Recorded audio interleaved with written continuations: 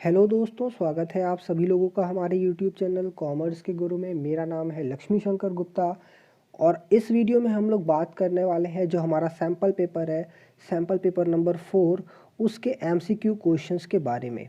अभी जो sample paper है बच्चों, ये कौन कहाँ से क्या आया है तो मैं आपको बता दूं, ये सैम्पल पेपर 2021 का सीबीएसई ने इशू किया हुआ है। बेसिकली उन बच्चों का या उन सिलेबस को ध्यान में रखते हुए जो 30% रिड्यूस सिलेबस है। मैं ये एमसीक्यू लेके आ रहा हूँ, सिर्फ और सिर्फ एमसीक्यू क्वेश्चंस लेके आ रहा हूँ आपके लिए, ताकि आपका एमसीक्यू एकदम अच्छे से रेडी हो जाए और उस 20 में से आप मैक्सिमम स्कोर करो आप। ये मेरा मोटिव है, ठीक है। वीडियो को स्टार्ट करने से पहले मैं आपको बता दूं कि जो भी लोग नए हैं, जो भी बच्चे हमारे चैनल पे नए हैं, चैनल को सब्सक्राइब कर लीजिए, वीडियो को लाइक कर दीजिए और आपका कोई भी फीडबैक है वो ज़रूर कमेंट में बताइए, ताकि हम जब नेक्स्ट वीडियो लेके आएँ तो उस पॉइंट्स को कंसिडर ज़रूर करें, ठीक है। और ये जो पीडीएफ है आपको हमारे टेलीग्राम चैनल से मिल जाएगा। टेलीग्राम चैनल में अगर आप अभी तक नहीं ऐड हो तो नीचे जाओ, डिस्क्रिप्शन बॉक्स में देखो, वहाँ से आपको मिल जाएगा हमारा लिंक। अदरवाइज आप चैनल का नाम हमारे सर्च कर सकते हो, टेलीग्राम पे आपको हमारा चैनल मिल जाएगा एकदम आराम से। आइए बिना भी टाइम वेस्ट किए हुए हम लोग स्टार्ट करते हैं आज का अपना वीडियो। तो सेक्शन ए में आपके क्वेश्चंस 13 क्वेश्चंस आते हैं, जिसका पहला क्वेश्चन ये लिखता है, the persons who have entered into a partnership business with one another are individually called. अब इंडिविजुअली हम उनको क्या बोलेंगे, तो ऑप्शन दिया हुआ है कोऑपरेटिव्स, फर्म, कंपनी और पार्टनर। तो करेक्ट आंसर क्या हो जाएगा बच्चों, पार्टनर हो जाएगा, ठीक है। कलेक्टिवली अगर हम बोले तो फर्म बोलेंगे, कलेक्टिवली फर्म बोलेंगे, इंडिविजुअली पार्टनर बोला जाएगा, ठीक है। क्वेश्चन नंबर 2 पे आ जाते हैं यार। क्वेश्चन नंबर 2 देखो क्या बोलता है, the amount of goodwill bought in by the new partner is shared by partners in their dash ratio, ठीक है। Shared by dash partners in their dash ratio. तो आप ऑप्शन देखते हैं, ऑप्शन क्या लिखा है, गेनिंग पार्टनर गेनिंग रेशियो गलत बात है, all partner in new ratio ये भी गलत बात है, सेक्रीफाइजिंग पार्टनर सेक्रीफाइजिंग रेशियो ये एकदम सही लिख रहा है। तो करेक्ट ऑप्शन क्या हो जाएगा, सी हो जाएगा। अब इसके पीछे का जो कॉन्सेप्ट है वो हम लोग एक बार ज़रा सा देख लेते हैं, ठीक है। होता क्या है, देखो जब भी कोई नया पार्टनर आता है, पार्टनर बनता है हमारे यहाँ पे, तो वो क्या करता है, शेयर ऑफ प्रॉफिट को एक्वायर करता है, जिसके लिए वो क्या लेके आता है, वो गुडविल का पैसा लेके आता है, जिसको हम लोग प्रीमियम फॉर गुडविल बोलते हैं, ठीक है। तो ये जो प्रीमियम फॉर गुडविल होता है बच्चों, ये बेसिकली क्यों होता है, क्योंकि जो नया वाला पार्टनर है ना, वो शेयर ऑफ प्रॉफिट को एक्वायर करता है, यानी कि हम बोल सकते हैं कि खरीदता है। अब ये जो शेयर खरीद रहा है, शेयर ऑफ प्रॉफिट, जिससे शेयर ऑफ प्रॉफिट कहने का मतलब है कि जैसे आपको क्वेश्चन में लिखा रहता है कि नया पार्टनर आ रहा है 1/3 शेयर के लिए, तो 1/3 ये खरीदता है, और ये 1/3 खरीदने के लिए क्या देता है, वो प्रीमियम फॉर गुडविल, जिसके लिए हम लोग एंट्री करते हैं ना, प्रीमियम फॉर गुडविल, वो ये अमाउंट हो गया।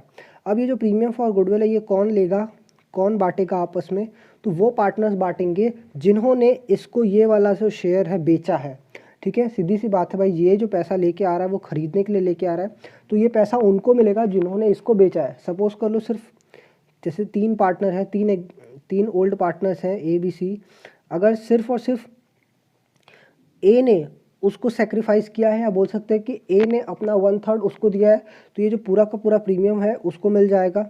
अगर मान लेते हैं बी ने भी दिया है, तो बी को भी मिलेगा, और कौन से रेशियो में मिलेगा, जिस रेशियो में उसको उन्होंने 1/3 दिया है, ठीक है। तो कहने का मतलब है कि भाई जो सेक्रीफाइजिंग पार्टनर्स हैं, सेक्रीफाइजिंग रेशियो में ये प्रीमियम फॉर गुडविल का पैसा पाएंगे, क्योंकि अपना अपना शेयर उसी रेशियो में उन्होंने सेक्रीफाइस किया है आने वाले पार्टनर के लिए, ठीक है। तो जो करेक्ट ऑप्शन हो जाएगा वो आपका सी हो जाएगा। थर्ड क्वेश्चन पे आते हैं। देखिए थर्ड क्वेश्चन क्या लिखता है, थर्ड क्वेश्चन लिख रहा है, dash shares are issued by a company at a discount to its employees directors for their hard work and dedication towards the company। अच्छा, कौन से ऐसे लोग हैं या कौन सा ऐसा शेयर है जो कंपनी इशू करती है, वो भी कैसे, देखो यहाँ पे लिखा हुआ है डिस्काउंट पे। ऑल्दो आपको मालूम है कि डिस्काउंट पे कंपनीज एक्ट 2013 आने के बाद से बंद कर दिया गया है, शेयर आप नहीं इशू कर सकते। सेक्शन 53 एक सेक्शन है जहाँ पे ये बातें लिखी हुई हैं, लेकिन फिर भी बोला गया है कि आप जो है स्वेट इक्विटी शेयर पे ये ऑप्शन नंबर डी है, तो स्वेट इक्विटी शेयर पे आप जो है डिस्काउंट पे इशू कर सकते हो अपना शेयर्स। और स्वेट इक्विटी शेयर हम लोगों ने देखा है, कई क्वेश्चंस ये रिपीट किया हुआ है, एमसीक्यू में बहुत बार देखा हुआ है मैंने। तो जो स्वेट इक्विटी शेयर होता है वो भाई किसको इशू करते हैं, वो आदमी लोग को जो मेरे लिए स्वेट यानी कि पसीना बहाते हैं, ठीक है, यानी कि मेरा एम्प्लॉय, मेरा डायरेक्टर्स, ऐसे लोग, ठीक है। तो करेक्ट ऑप्शन क्या हो जाएगा, sweat equity share. Question number 4 जो है आपका ये है एनपीओ के क्वेश्चन। क्या लिखता है, expenditure on the construction of pavilion fund is 6 lakh rupees, ठीक है, हमने पवेलियन बनवाया है, उसका 6 लाख रुपया लग गया। The construction work is in progress and has not completed yet, ठीक है, अभी वो प्रोग्रेस में चल रहा है, इसके काम बाकी हैं।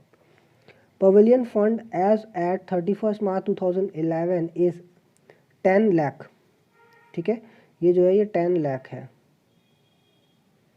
10 lakh. And capital fund as at 31 March 2011 is 20 lakh rupees. Calculate the amount to be shown as the liability side as pavilion fund. तो मैं आपको बताऊँ, देखो यार सिंपल सा एकदम कहानी है यहाँ पे कि फंड में आपका कितना दिख रहा है, 10 लाख दिख रहा है, ठीक है, हमने कितना यूज़ कर लिया वो पवेलियन बनवाने के लिए, तो 6 लाख हमने यूज़ कर लिया है। अगर 6 लाख यूज़ कर लिए तो बचा कितना, तो 4 लाख बच रहा है, यही आपको क्या दिखाना है लायबिलिटी साइड में पवेलियन फंड के अंडर में। क्लियर, तो करेक्ट ऑप्शन आपका क्या हो गया, 4 लाख रुपीज़। तो ये देखिए पहला ऑप्शन ही ये है आपका दिया हुआ है पवेलियन फंड का 4 लाख रुपीज़। तो करेक्ट ऑप्शन आपका क्या हो जाएगा, 4 लाख रुपीज़, ठीक है। कैपिटल फंड से कोई मतलब नहीं है, बस वो आपको कंफ्यूज करने के लिए दिया हुआ है। क्वेश्चन नंबर 5 आ जाते हैं।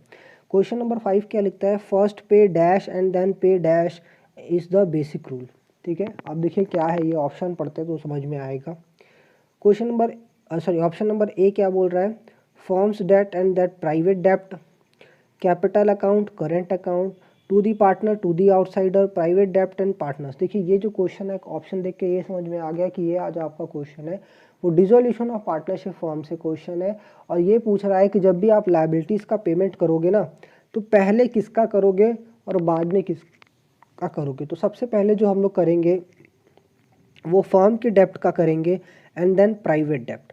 फर्म का डेप्ट मतलब कि जो लायबिलिटीज़ है फर्म की, आउटसाइड लायबिलिटीज़ लाइक क्रेडिटर्स हो गए, लोन हो गया, ये सब चीज़ें। तो सबसे पहले आप उसका पेमेंट करो, देन प्राइवेट डेप्ट यानी कि पार्टनर्स का जो कैपिटल है वो हो जाएगा, ठीक है। तो इस सीक्वेंस में आपको पे करना, और यही बेसिक रूल भी है। कहीं भी चले जाइए, किसी का भी अगर वाइंडिंग अप होता है, डिसोल्यूशन होता है, पेमेंट का सीक्वेंस आता है, तो ऐसी ही हम लोग क्या करते हैं, पेमेंट करते हैं। क्वेश्चन नंबर 6 क्या बोल रहा है, which of the following statement is incorrect, ठीक है।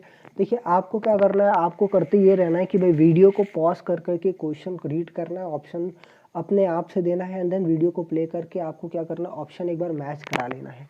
कोई भी डाउट आए, कोई भी दिक्कत है, नीचे कमेंट आप कर सकते हो, मैं उसका तुरंत रिप्लाई दूंगा, ताकि आपका एग्जाम का जो टाइम चल रहा है ना, क्रूशियल वाला, प्रीशियस वाला जो टाइम है, वो ज़रा भी वेस्ट ना हो, ठीक है। क्वेश्चन नंबर 6 क्या बोलता है, कौन सा स्टेटमेंट इसमें से इनकरेक्ट है। पॉइंट नंबर ए क्या लिखता है कि sweat equity share can be issued at a discount. ये भी हम लोगों ने जस्ट पढ़ा है, सेक्शन 53 ऑफ कंपनीज एक्ट 2013 ये बोलता है कि स्वेट इक्विटी शेयर आप इशू कर सकते हो। Shares can be issued at discount एकदम सरासर गलत है, इसको मैं ऐसे फाड़ दूंगा, काट दूंगा, ऐसे कर दूंगा, क्योंकि एकदम गलत बात बोल रहा है। तो अगर सही ऑप्शन, बाकी सारे भी हम ऑप्शन पढ़ लेते हैं, नहीं तो यही वाला जो ऑप्शन है ये करेक्ट ऑप्शन हो जाएगा। मतलब ये जो बात लिखा है ये गलत लिखा हुआ है, ठीक है। फिर क्या बोलता है, the company can issue the share other than cash. Company कर सकती है, आराम से कर सकती है, कोई दिक्कत नहीं है। There is no limit for security premium, एकदम सही बात लिखा हुआ है कि प्रीमियम पे कोई भी लिमिटेशन नहीं। आप चाहो तो 10 का शेयर 10,000 में इशू कर सकते हो, 9,990 रुपये आपका प्रीमियम हो जाएगा उस केस में। क्लियर, चलिए, तो करेक्ट ऑप्शन आपका बी हो जाएगा। क्वेश्चन नंबर चलते हैं 7, unrecorded assets taken over by the partner will not be shown in.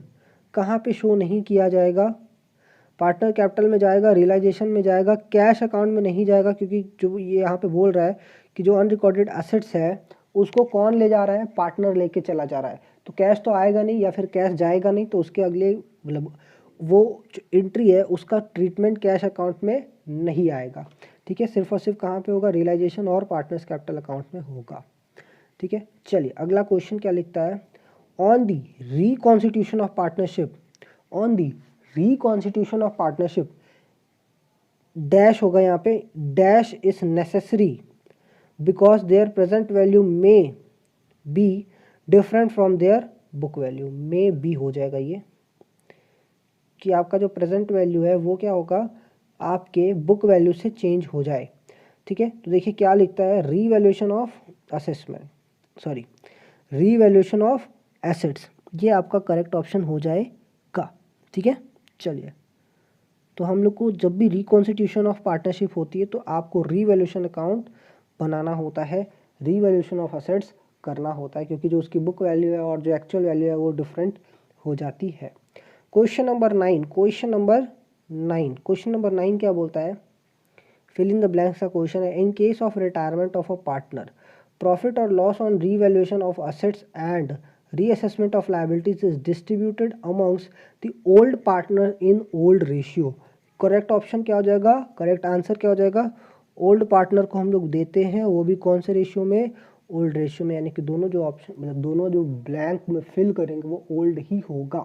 ठीक है, आगे चलते हैं। क्वेश्चन नंबर 10, क्वेश्चन नंबर 10 क्या बोलता है, if the preliminary expenses are given on the asset side of the balance sheet, what treatment will be done, क्या treatment करेंगे अगर प्रीलिमिनरी एक्सपेंस आपका बैलेंस शीट में दे रखा है तो। Debit all partners in equal ratio, ठीक है, डेबिट तो होगा लेकिन ओल्ड रेशियो में होगा, इक्वल रेशियो यहाँ पे गलत लिख दिया है, मतलब ये ऑप्शन सही नहीं है। Debited to old partners in gaining ratio, ये भी सही नहीं है। Debited to all partners account in their old ratio, ये सही बात लिखा हुआ है यहाँ पे, ये मेरा जो है ये करेक्ट ऑप्शन हो जाएगा क्वेश्चन नंबर सी। यहाँ पे क्रेडिट लिख रहा है तो क्रेडिट तो होगा नहीं, सीधी सी बात है, तो सी हो जाएगा आपका करेक्ट आंसर। क्वेश्चन नंबर 11 देखिए क्या लिखता है, during the death of a partner many items are calculated, dash can be calculated on the basis of time, on the basis of sale. ठीक है, तो हम आपको बता दें कि कौन सा ये होगा, ऑप्शन पढ़ते ही आपको आंसर तुरंत दिमाग में आ जाएगा। क्वेश्चन क्या लिखता है, क्वेश्चन ये लिखता है, कहाँ गया क्वेश्चन, ये रहा। तो पहले तो हम बता दें क्वेश्चन क्या बोल रहा है, बोल रहा है कि ऐसा डेथ के केस में तो काफ़ी सारी चीज़ें आप देते हो पार्टनर्स को, लेकिन एक ऐसा चीज़ है जिसको कि आप टाइम और सेल के टाइम बेसिस पे भी कैलकुलेट करते हो, वो कौन सा चीज़ है, तो लिखता है गुडविल। गुडविल का तो अपना फॉर्मूला होता है ना, वो एवरेज, सुपर और नॉर्मल प्रॉफिट, सॉरी नॉर्मल नहीं, वेट क्या बोलते हैं उसको, कैपिटलाइजेशन मेथड होता है, तो उसके बेसिस पे कैलकुलेट होता है वो।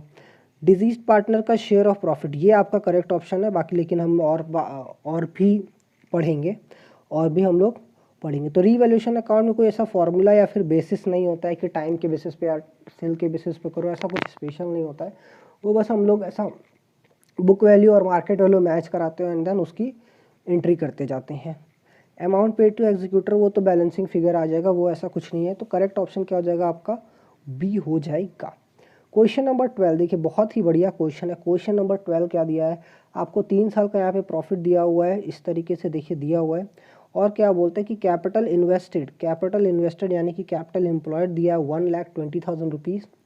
फेयर रिटर्न दिया हुआ है आपको, वो दिया है 10%, मतलब कि जो मार्केट रेट ऑफ रिटर्न चल रहा है वो 10% चल रहा है। Calculate the value of goodwill on the basis of 3 years purchase of super profit for the last 3 year। ठीक है, सबसे पहले हम लोग क्या कर लेंगे, एवरेज निकाल देंगे। एवरेज अगर आप इसको ऐड कर लो तो ये आपका समथिंग आ जाएगा, समथिंग आ रहा है आपका 1,20,000। ठीक है, तो ये 1,20,000 है, 1,20,000 को आप डिवाइड कर दो, किससे डिवाइड करोगे, 3 से, तो ये आपका आ गया एवरेज प्रॉफिट। ठीक है, अब normal rate of return find out करने के लिए 1,20,000 जो कि आपका कैपिटल इन्वेस्टेड है, उसमें normal rate of return multiply कर दो, तो रेट अपॉन 100 कर दीजिए, तो ये आपका आ जा रहा है, आपका नॉर्मल प्रॉफिट आ गया 12,000 रुपीज़। अभी हम लोग यहाँ पे कैलकुलेट कर लेंगे super profit,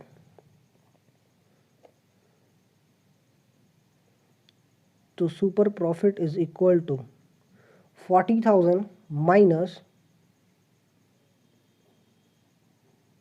12,000, average profit minus normal profit, ये वाला फॉर्मूला लगाएंगे, और ये आ जाएगा आपका 28,000 rupees, and goodwill is equal to 28,000 into 3,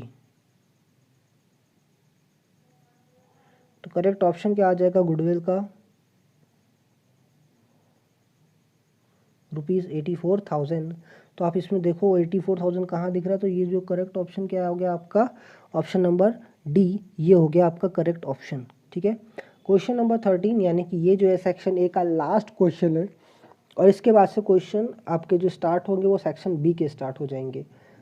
13 क्या बोलता है, for the transfer to profit from profit and loss appropriation account to reserve account, मतलब जो आप प्रॉफिट का एक पोर्शन रिजर्व अकाउंट में ट्रांसफर करोगे, कौन से वाले अकाउंट से, profit and loss appropriation account से, तो which account is to be credited, कौन सा अकाउंट आपका क्रेडिट होगा। तो मैं इसकी जनरल एंट्री आपको एक बार बता देता हूँ। जनरल एंट्री ये हो जाएगी PL appropriation account debit, PL appropriation account debit to reserve account, to reserve account, ये आपकी जनरल एंट्री हो जाएगी। अब जनरल एंट्री में ये बोल रहा है, सही क्वेश्चन में ये बोलते हैं कि कौन सा अकाउंट क्रेडिट होगा, तो यहाँ पे आप देखो ये अकाउंट यानी कि रिजर्व अकाउंट आपका क्रेडिट हो रहा है, तो करेक्ट ऑप्शन क्या हो जाएगा, ए हो जाएगा। ठीक है, चलिए आगे चलते हैं। क्वेश्चन नंबर 23, यानी कि ये जो क्वेश्चन आ रहा है, ये क्वेश्चन आ रहा है अब सेक्शन बी से, सेक्शन बी यानी कि फिनेंशियल स्टेटमेंट एनालिसिस वाले पार्ट से। क्वेश्चन नंबर 23 क्या लिखता है, rent received, rent received is classified under, कहाँ पे वो क्लासीफाई होगा, investing activity, financing activity, cash and cash equivalent, operating sorry, देखिए मैं इसको बताऊं तो ये इसका जो करेक्ट ऑप्शन है वो है ए। अब कैसे है ए, ये मैं आपको समझा रहा हूँ। देखो ए है, रेंट आपको कहाँ से मिलेगा, कैसे मिलेगा, रेंट आपको मिलेगा तब जब आपने कोई एसेट्स, सुनिए मेरी बात को ध्यान से, जब आपने कोई एसेट्स किसी को यूज़ करने के लिए दिया हुआ है। ठीक है, कोई एसेट्स आपने किसी को यूज़ करने के लिए दिया हुआ है, तो बदले में वो पार्टी आपको क्या देगी, बदले में वो पार्टी आपको देगी rent.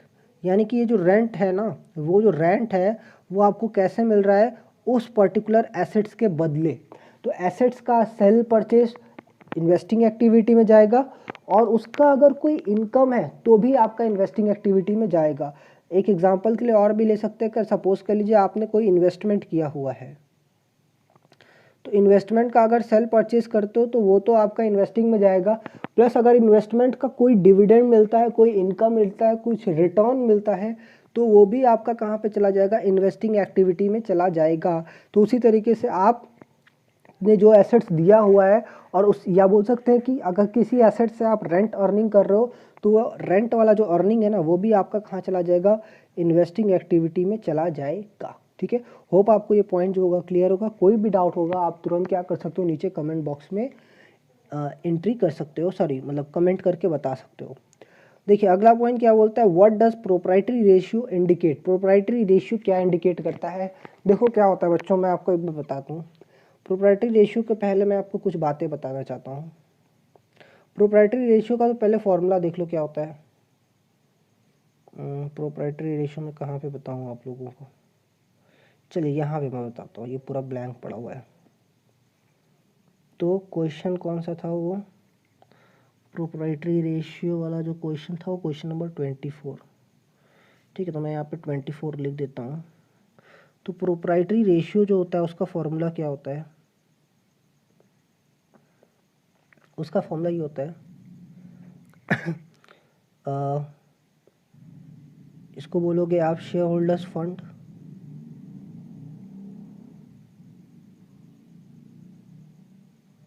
Divided by total assets. अब ये है क्या, मैं आपको बताऊं कि अगर आप एक सिंपल सा बैलेंस शीट बनाओ, तो बैलेंस शीट में आपको क्या दिखेगा, यहाँ पे ये कैपिटल दिखेगा, सिंपल सा एकदम सिंपल बैलेंस शीट, और एक सपोज कर लो लोन दिखेगा। ठीक है, तो मैं आपको बोल सकता हूँ कि आपने दो सोर्सेज से पैसा इकट्ठा किया। एक तो ये आपका खुद का पैसा हो गया जिसको आप कैपिटल बोल रहे हो, ये हो गया दूसरे का पैसा, मतलब जिससे भी आपने लोन लेके आया है, बैंक बोल दो, फ्रेंड बोल दो, किसी से भी। ठीक है, तो मैंने ये बोल दिया कि भाई ये आपके जो हो गए ये पैसे हो गए, कहाँ कहाँ से आप लेके आ रहे हो। ठीक है, उसमें क्या है, दो सोर्स है, पहले तो ये खुद का आपका पैसा हो गया जिसको हम कैपिटल बोल रहे हैं, कैपिटल क्या हो गया, ये आपका पैसा हो गया, और ये दूसरे का पैसा। ये दोनों पैसा लेके आप जब आए तो ये पैसा आपने कहाँ लगाया, कंपनी के एसेट्स के ऊपर, बिजनेस के एसेट्स के ऊपर। ठीक है, बिजनेस के एसेट्स के ऊपर। ठीक है, सपोज कर लो मैंने यहाँ पे बोल दिया कि आप जो है कैपिटल जो है आपका वो है 60 और 40 का आपका लोन है, और आपने एसेट जो खरीदा वो 100 रुपीज़ का खरीदा हुआ है।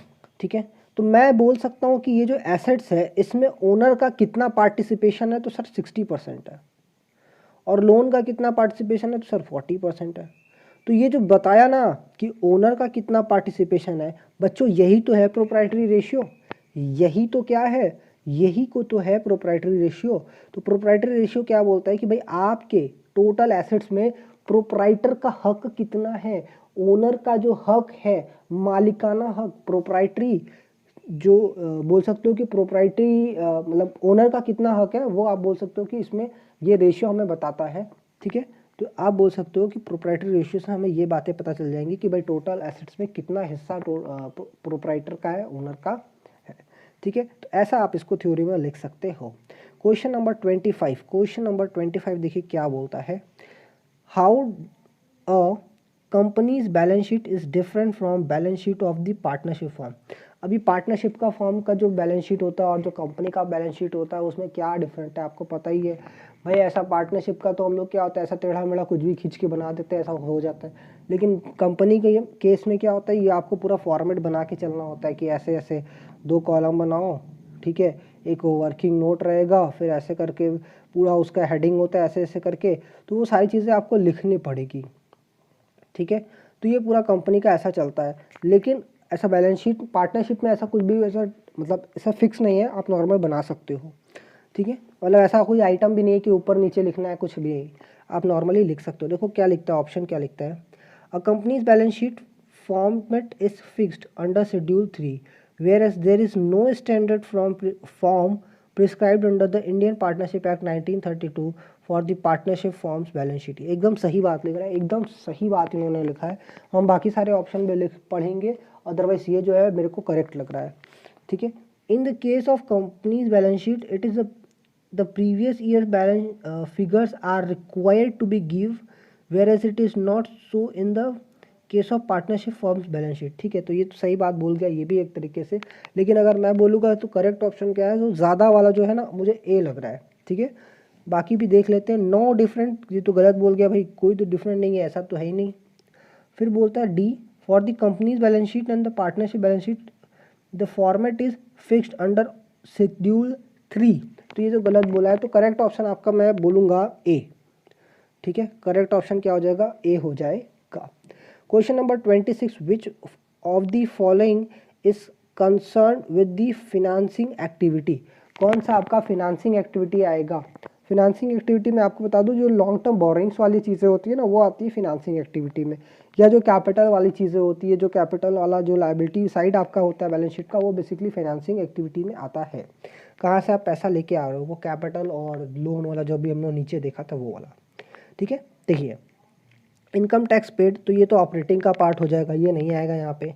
Interest paid on long term loans, ये आएगा, ये आ सकता है आपका फिनेंसिंग में। हम बाकी सारे ऑप्शन भी पढ़ेंगे। तो रेंट रिसिप्ट तो अभी जस्ट ऊपर देखा है कि ये इन्वेस्टिंग का पार्ट है। सेल ऑफ इन्वेस्टमेंट, ये भी आपका इन्वेस्टिंग पार्ट है। तो करेक्ट ऑप्शन आपका ये हो जाएगा, interest paid on long term borrowing. मतलब लॉन्ग टर्म बोरिंग का अगर हम लोन ले रहे हैं या फिर लोन रीपे कर रहे हैं तो वो तो आएगा ही, प्लस उसका जो एक्सपेंस है वो भी आएगा। ठीक है, जैसे एसेट्स का सेल परचेज आया और एसेट्स का इनकम भी आया, तो उसी तरीके से लोन का भी इसी तरीके से हो जाएगा। Filling the blanks, question number 27, security premium reserve is shown on the equity and liability part of the balance sheet under the head reserve and surplus. Under reserve and surplus करके बच्चों एक हेडिंग होती है, उसके under में हम security premium reserve को show करते हैं, दिखाते हैं। फिर अगला क्वेश्चन क्या लिखता है, XYZ company is total current asset is 10 lakh and its total current liability are, ये हो जाएगा ये 8 लाख रुपीज़ है।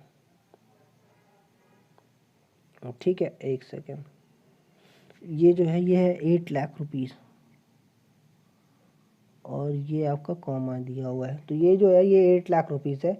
Then its current ratio would be, ठीक है, तो सिंपल सा भाई current assets upon current ratio, अरे करंट लायबिलिटी, तो 10 लाख रुपीज़ आपका क्या हो गया, करंट एसेट्स अपॉन 8 लाख कर दीजिए, आपका करंट लायबिलिटी हो गया। तो आंसर आ जा रहा है आपका 1.25:1 प्योर रेशियो में हम लोग दिखाते हैं, यानी कि जो यहाँ पे रेशियो रहेगा वो नीचे में 1 रहेगा। तो करेक्ट ऑप्शन आपका बी आ जाएगा। और ऑप्शन दिया नहीं है, मिसप्रिंट हो गया है, लेकिन जो हमें ऑप्शन चाहिए था वो मिल गया, कोई दिक्कत नहीं है। एक छोटा सा पिद्दी सा क्वेश्चन है, देख लो क्या लिखा हुआ है, ideal liquid ratio is, again ये आपके लिए होमवर्क रहेगा, बताना ज़रा कमेंट करके क्या होता है इसका correct answer, A B C या डी। ठीक है, तो ये आपके पास में ऑप्शन है। आइडियल करंट रेशियो क्या होगा, आइडियल लिक्विड रेशियो क्या होगा, तो ये आपको बता दीजिएगा ऑप्शन में, मैं वेट करूँगा आपके आंसर का। फिलहाल इस वीडियो में इतना ही। अब हम लोग मिलते हैं नेक्स्ट क्लास में नेक्स्ट MCQ के साथ।